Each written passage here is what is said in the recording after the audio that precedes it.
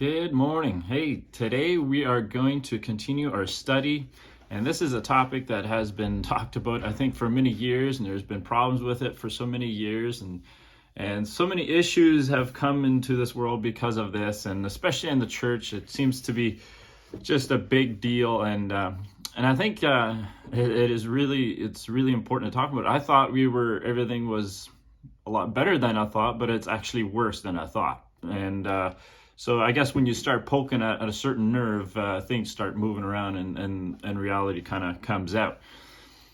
And the things that you focus on, you start to see, right? Just like if you, I think has been turned away and turned a blind eye for so many years, and nobody talked about it. Nobody dared to talk about it. I don't know. Maybe that's it. But anyway, we're gonna talk about it.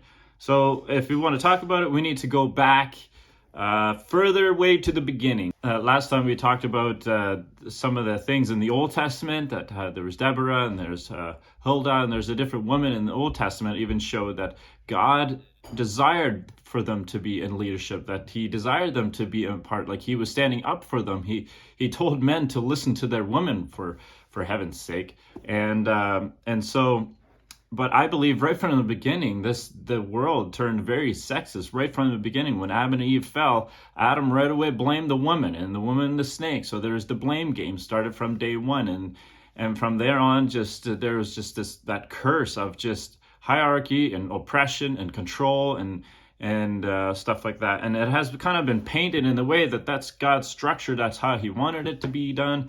And, that's how we keep things safe. That's how we keep things in order, because if we step out of order, there's just chaos. We have to have a fence. We have to keep control, right? I want to go back to further in history, and we're going to hear some stuff about what did our forefathers have to say, or our church fathers, you would say, I guess.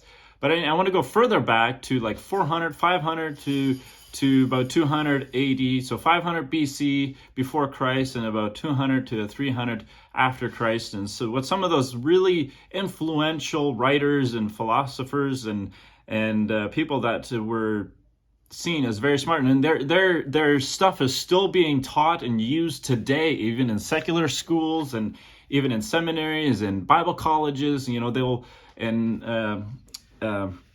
You have to read this stuff and you have to study, and it seems like they base a lot of their teachings and a lot of their stuff and a lot of their smart whatever comes from these guys. And so a few of them we want to mention. So the first one I want to mention is Socrates. He was he was a smart teacher. There's a lot of writings that he had, and he was more progressive. He believed that women had a chance if you educated them properly, and they could also pursue certain things. But then he had some students that followed after. Their names are Plato, not the one that invented Play-Doh, but Plato. He's look him up. And there's Aristotle, Alexander the Great. These are all students that followed after, and very influential people in their time back in the Athenians. And they were from Athens, and they're Greek. So in the Greek world, it was all about, a lot of intellectual stuff, right? A lot of smarts, a lot of stuff that they wrote that looked very smart, and they were very influential in that world, and that actually is still till this day. A lot of things has been based, a lot of church history, a lot of church doctrine that is actually based on this. That's where, if you want to look where a lot of your teachings come from, they come from these guys and what they brought into the world at that time. So their whole thing was that they concluded that a lot of physical things are bad, spiritual things are good. So everything spiritual, you need to be, spirit is good, physical is bad. So that's where a lot of the whole monk idea, or punishing yourself, like controlling your body, punishing your body to elevate your spirit, and because you don't want your body to also be in control and destroy you. So, and some of them believed in reincarnation and stuff like that. So they would separate the physical from the spiritual, that God has nothing to do with physical things. He's all just spirit, and that he does not like physical things. Physical is bad. So that's kind of the summary, the idea that these guys brought in, and they worshipped a god named Zeus, and that's where a lot of those gods came from. But what did they have to say about women? Because that mentality is that's where a lot of it started. And you have to kind of understand the way they thought and what they taught and what they really believed, and what they then what they said about women, because that's influential. Even though Socrates was a bit more progressive, still was a sexist, still believed that women were inferior to men. They were lower class people, but he gave women a chance to get educated. But then Plato and Aristotle were a little bit more extreme than he was, and then Aristotle was probably the worst. This is what he had to say, and he says, "Tame animals have a better nature than wild, and all tame animals are better off when they are ruled by man, for then they are preserved. Again, the male is by nature superior, and the female inferior, and the one rules and the others rule. This principle of necessity extends to all mankind." So if you want to keep your woman tame, you need to control her, you need to rule her, you need to be over her.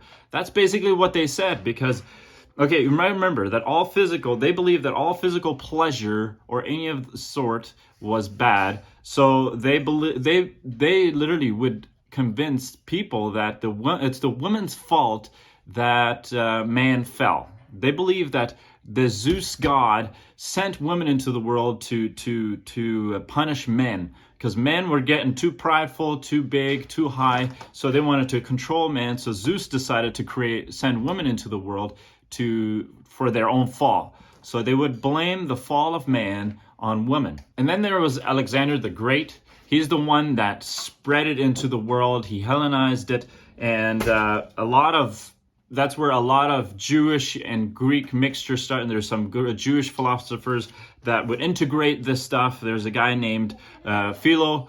He integrated Jewish scriptures with the Greek philosophy, and so they would start to. So by the time Jesus showed up, a lot of this was mixed. Like the Jewish culture and the Jewish teachings was already polluted by this idea that came from Plato and Aristotle. And Alexander the Great. They had accepted a lot of these views about genders, about women. And so by the time Jesus showed up, this is what they believe. He says the birth of a daughter is a loss. So you've had a daughter. I was like, oh shucks, you know. And then they said whoever teaches his daughter Torah teaches her lasciviousness. It's no use teaching them the Torah. That's basically what they said. Man's wickedness is better than a woman's goodness. A woman's voice is nakedness, and one may not speak with her. A man may sell his daughter, but a woman may not sell her daughter. Woman's wisdom is solely on the spindle. And blessed are you, O God and King, who has not made me a Gentile, a slave, or a woman. When Jesus showed up, that's how far the Jewish culture had gone. The Jewish people were supposed to be a light into the world for justice, for equality, for to help the oppressed. That's what God called them, to be a light in the world for that reason. But now they had been polluted by this doctrine, by these weird teachings, by the Greek philosophers. And it has gone down all the way to today, where even some teachers will take the 10 Commandments and use those as an example. They'll say the 10th commandment, which says like this: you shall not covet your neighbor's wife, you shall not set your desire in your neighbor's household, or their land, this male or female servant, his ox or donkey, or anything that belongs to your neighbor. So they take that commandment and they say that, see, the wife is included with all the things that the neighbor owns. Therefore, it makes it sound like the neighbor owns the wife and the property and the donkey and the servants and all those different things. So obviously he is ruling over her. But have you ever thought to why these commandments were written? He says, because back then the neighbor would not persuade the neighbor's wife to leave her husband and come with him. That quite literally would come to the neighbor, would do something, destroy him, kill him, so he could take the neighbor's stuff away. That is what the problem was. The problem was that the women were going wayward and leaving their husbands. The men would go and steal each other's wives because, oh, your wife is prettier than mine, I want to steal yours. That's literally what was happening. They were literally treating them as property. And God was trying to say, no, you can't steal. He was addressing the whole idea of stealing. The 10th commandment, I think a lot of the commandments were written on the problem of their day. So the problem was, there was not a problem of women running around stealing husbands. There wasn't that problem. So why will write a commandment about that? It's the same. I would think it's similar to what's happening today. They're not writing laws when there's not a problem. If nobody would be speeding, nobody would drive over 80 kilometers on the highway ever, and never had, they would have never written a law that your limit is only 80 kilometers an hour, because nobody went past that speed and nothing would have happened. You know, there was no danger. So let's say there was no danger. It would have been no law. But obviously there's people that are going above it. So therefore the country, the government writes a law. It says, do not pass this because it's not safe to drive faster than the speed. But there were some good guys back then. There was a guy named Gamaliel, whatever you want to say it. He was a mentor of Paul. He kind of, when he learned about creation and how God took Adam's rib and created a woman, made a woman out of that rib, he was like, your God is a thief. He stole the man's rib. And then, but his daughter comes along and says, is going to try to teach him a lesson and wants to give an example of what really happened. And he says, and he was an emperor, and it says, Father, somebody came into our house and stole a silver bowl and replaced it with a gold one. And then the guy just laughed and said, man, I like those kind of thieves that come in and steal something of less value and created something of more value. And then his daughter pointed out, and it says, that's exactly what God did. Took something and made it something even more beautiful. Hey, so that kind of changed his mind about it. So, okay, let's forward a little bit further to a couple of hundred years after Christ, AD. There's a couple of men that were also, these were considered the church fathers, and they were really influential. Who are the church fathers? There's someone that wrote books and letters and that were really influential in their day in the early Latin Christendom. And so a lot of those things, you know, they've been integrated and they're still there, man. It's crazy how deeply rooted these things are, and that it's taken so long to root these things out. And there's a couple of guys. There's like Clement of Alexandria. There's Tertullian of Carthage. But something I want to point out about Tertullian, a very influential guy, wrote a lot of stuff, but he wrote a whole book on how women should be dressed. And he even suggested that women should be wearing a mourning cloth. They should be dressed in mourning, like if they're always mourning and you know, doing that, they've done something bad. You know, in the Old Testament, they would put sackcloth on and pour ashes over their head. But he suggested, why wouldn't women should really be wearing that all their life?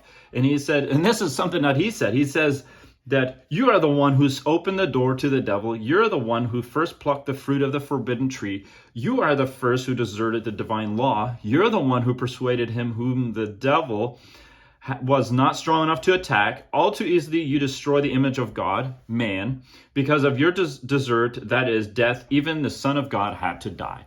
So he blamed the woman for the fall of man. You know, man, like your seductive, tempting, whatever was so powerful that man couldn't do it.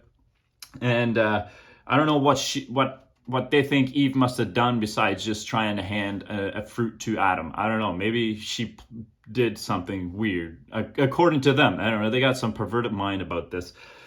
But anyway, so they're just like, man, women need to be covered up. Clement of Alexandria said that a woman should always be veiled because, you know, men shouldn't see them. So because then men would befall. There was even a group called, they were the bleeding foreheads. He says, because every time they would walk down the street, they would close their eyes because they didn't want to see the woman, and they would literally walk into a pole and hit their head. And they even got nicknames. That's how bad it was. And that's happening today. Don't go to the beach. There's women there that are not dressed properly because you're going to fall. You're going to run. You're going to fall into a hole somewhere if you go there, man. So and so on for years and thousands of years, or not thousands, but 1,000 years later, still there was this idea that, you know, women are dangerous. You need to cover them up. You can't let them loose. You need to keep them in control.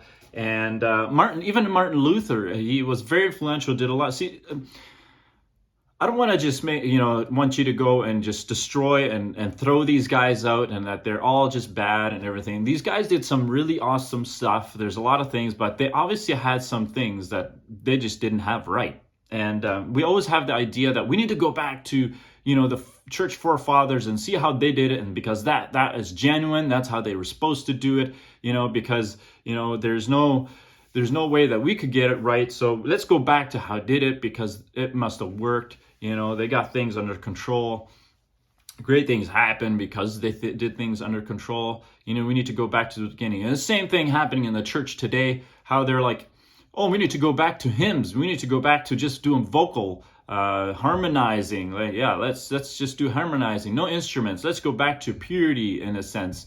And so, but if you think about it, some of the songs that you sing and some of the hymn books, some of the music that's written over the words to the hymns, actually used to be played in salons.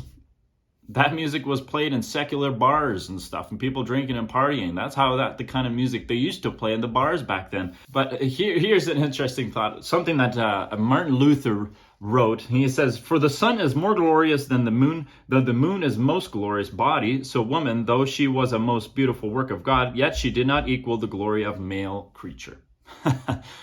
Just like, the woman is glorious, but she's only glorious because the man is more glorious. Just like the moon doesn't shine because moon only shines because the sun is there. The light reflects off the moon. And so, yeah.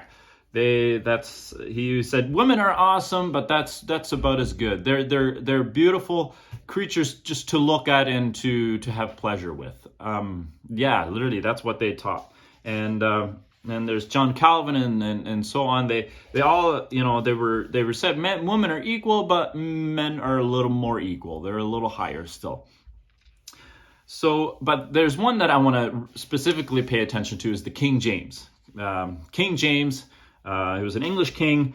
You probably are familiar with him. He got the King James Bible, implemented it. I don't want to scare you. I know a lot of you are really attached to the King James Bible, and that's the only one. That's the right one to do. But there's just too much stuff that's a little bit sketchy for you just to hold on to that. And it's okay if you love the King James. You love the way it's written. It's poetic. It's Old English type of stuff, but yeah, just something to think about, something to chew on. What he said, a lot of these men in the church history and our church forefathers, they weren't necessarily like witch hunters. Like they didn't like hate women and wanted to destroy them. They wanted to control them at some point, but they weren't that. But King James, he literally was. He was a witch hunter. He was obsessed with witchcraft. And so if there was a woman that was charged guilty of doing witchcraft, he wrote a law to execute them. And did you know it wasn't necessarily that these women that were considered witches weren't actually doing witchcraft? A lot of these, they were claimed guilty of witchcraft just because they were free-spirited. A woman that would not stay in order, that would not submit to man, a woman that would do something different, maybe dress differently, a woman that would seek her own, a woman that liked pleasure, a woman that just was more spoken out and free-spirited, basically. Not doing any magic, but just a woman that was free-spirited, and they could not control them, and they said, you are a witch, you're possessed, and we need to destroy you. That's basically what he was. And look it up. Just read up on it. You never hear this stuff. I don't want you to go and burn your Bibles now, but it's just some things to think about. It makes you question, well, if this guy was so sexist and so obsessed with this stuff, how did he translate the Bible? Like, there's obviously some things that he must have not liked in there. So there's a few things I want to point out. In Acts, when Paul introduced Phoebe to the Romans, he called her a deacon. But in the King James, she's just called a servant. All right? It might mean the same thing if you actually understand the language, but the way it's translated today is like if you would say now that Paul introduced Phoebe as a deacon, and the real language, like a deacon well, she can't just be a deacon. Well, we'll let a woman be a deacon, but as long as the husband's also a deacon, the husband has to be there, has to do the approval, even though he doesn't really want to do that part, but he has to be there, and then from there allow the woman to be a deacon. And then there's also another woman in the Bible in Acts where there's her name is Euodia, and the King James translates her name into Euodias, which is a masculine name. So it's a female changed her, which was also a co-worker of Paul. Paul had a co-worker named Euodia, and the King James changes the name to a masculine name, Euodia. So a lot of people just assume, oh, it was a man, a co-worker, a dude, you know?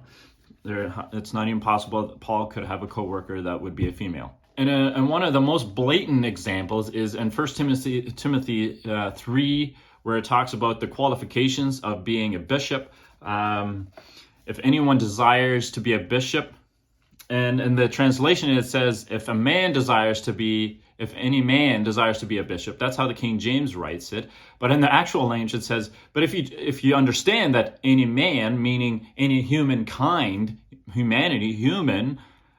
desires to be a bishop, that's a good desire. It's a good thing. It's a good position to desire. But Paul actually says, literally means anyone, not just any man, like a male. Like if any male desires to be a bishop, he desires a good position. No, he says if anyone, man or female, humanity, that's what he's trying to say, but the King James has translated it differently. So those are just some things to think about. Some of the things that are the church fathers had said, some of the teachings that have been integrated into our doctrines in the church today and have been in there for hundreds of years. And the whole idea is that the blame is always put on the woman that a man falls. And it just blows my mind that how people are blaming women, grown men, pastors are blaming the woman in the church if the man is going to fall in the church. You need to dress properly. They want to control how you dress because if you reveal too much, the man. But how far? Okay, the problem isn't what they see, and the problem isn't with the woman. The problem is with the man's mind. The man's mind is full of junk.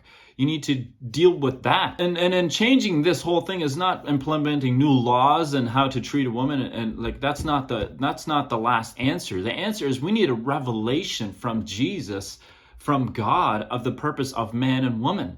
We need a revelation of God of our purpose as humanity, to work together as a partnership, and what the purpose of all of this is. And really, it's a spit in Jesus's face to say that, you know, you want to blame the woman if a man's fall. Like, is that all Jesus did? Is just kind of save you for the sweet by and by? But in this life, you got to struggle through life with temptation. You can't go anywhere. You got to put these blinders on everywhere. You can't do it. Can't have self-control. Self-control, it is a gift of the Spirit, man. And so, men, God did more for you than just kind of save you. He saved you from blaming someone else for your downfall. You are not just a mere man that can't control himself, that it's just something you're going to struggle with all your life. You can be free from it. You can actually look at a woman, a beautiful woman that has not dressed the way you're used to, and you can look at her as a person. It is possible. It is possible to look at every woman that you see out there, no matter how beautiful and no matter how exposed, and to see her as a person and control yourself. And not just see her as a danger to your downfall and blame her for it. They're human beings. See them as human beings, God, beautiful creatures that God created for partnership. And so God saved you to see them as a person, and to be free from this idea that a man is just a man will just be men, and you're going to struggle with it all your life. And the way to save a man, to protect a man, because they're just so stupid, they can't figure it out themselves, we need to blame it on the woman, we need to control the woman, and that's how you're going to be okay. Anyway, so the whole idea from even as hundreds and thousands of years ago already came up, the idea that physical things are bad, spiritual things are okay. And we still have that in church where we're punishing ourselves. We're trying to control ourselves, our physical world, our physical beings, our physical emotions and pleasures. They're all evil. We want to stay away. We don't want to talk about it. We need to suppress it, put it under. It's only the spirit that's good. But when Jesus came, when God sent Jesus into the world, he became a man, he became a physical being, experienced the physical things we're experiencing. And so when Jesus became a man, he became one with us, not just in the spirit, but in the physical world, because he identified with us. And that God is not afraid of physical things, and that he created the physical world. He created physical bodies, he created emotions, he created physical pleasure. So he created beauty. So it's the law that has given strength to the sin of the world. So the way that we're trying to create all these laws, don't do this, don't do that, you know what, it's going to get worse that way. And blaming someone else doesn't fix the problem either. Anyway, so it's a hard issue. You've been made new, we've been set free. Trust me, when I tell you that you can be set free, I can tell you from my experience. I used to think this is just who I'm going to be. I'm going to struggle with this for the rest of my life. I'm going to have to fight it. I'm going to struggle with sex addiction and porn addiction and all that kind of stuff. I'm going to have problems with this for the rest of my life. But no, you can be free from it because God made me free. He gave me life. It's not by the good and evil that you're going to survive, trying to figure out what's good and what's evil, because that's how it all started. When Eve took from the fruit, from the tree of the knowledge of good and evil, that's where problems started. But he had a desire that they would eat from the tree of life. And he did give us that chance. When we eat from the tree of life, which is Jesus Christ, you have life. You don't need a fence. You don't need a fence, even they call it the healthy fence. You need to stay within these borders, because once you go past that, you're going to get lost. You know what? When you're just in life, there is no fence. Wherever you go, there's life, because life is within you. The Godhead is within you. You're one with him. You can be free. You can see each other now as human beings. You don't have to be afraid that, you don't have to have this awkward moment. I'm going to sit beside a woman that's not your wife, and she's going to get awkward. It's gotten that bad where it's even awkward to talk to a different woman besides your wife. You know what? They're human beings just like anybody else. And we need to see it that way, because God gave us life. He gave them life, and they are equal. They have the same spirit as we have received. The spirit of a woman and a man is not this different. When God gave them a woman a spirit and are born again, they have the same power, the same authority, the same spirit that Jesus Christ has, and the same as what a man has. So you can't separate the two. But I don't know, man has this idea that we need to have these roles, or if you don't go by these roles, we don't have by this structure, things are going to fall apart. But when there's just life, things just work together. Partnership works when there's just life. When you just enjoy life. When we're so focused on being careful of doing it the right way, the wrong way, oh no, we're going to do it the wrong way. That's not living out of your nature. That's living out of a law. Living out of nature, you got to trust that the grace of God will do its work, and that the nature that God has is going to live. But we're so afraid it's going to all fall apart, and it's going to go chaos, and we're just going to have freedom to do whatever we want. And it's going to just get sin, and bad things are going to happen. People are going to do stupid stuff. No, when you live out of your nature, good things happen. You do good things by accident. And so you don't even have to try when you just live out of your good nature that God created and gave you. There is no dualism going on. There's no physical and spiritual fighting against each other. It's the renewing of your mind that will change your life. You need to renew your mind that you are already made right, and that you are already one with Christ, spirit, soul, and body, not trying to become more holy, become more pure. You are one, and so it is. You start to see everyone equally the same. And we quit doing this whole blame game. It is, you need to own it that you have been made righteous, and that you're in Christ, and that he created all good things to enjoy, as Jesus says.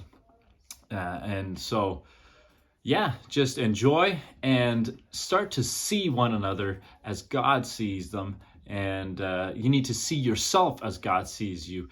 And so when you have a woman, if you have emotions, when you want to express emotions, it's not a bad thing. It's not a wrong thing. If you have gifts that God has given you, I encourage you to use those gifts and to express yourself. And don't let man decide what gifts you're allowed to use and you're not allowed to use. And so I know some are going to freak out and say, I'm encouraging women to disobey their husband. Well, I'm not encouraging that, but I am encouraging to live out of the freedom God has given you, and don't let man decide for you. In Jesus' name.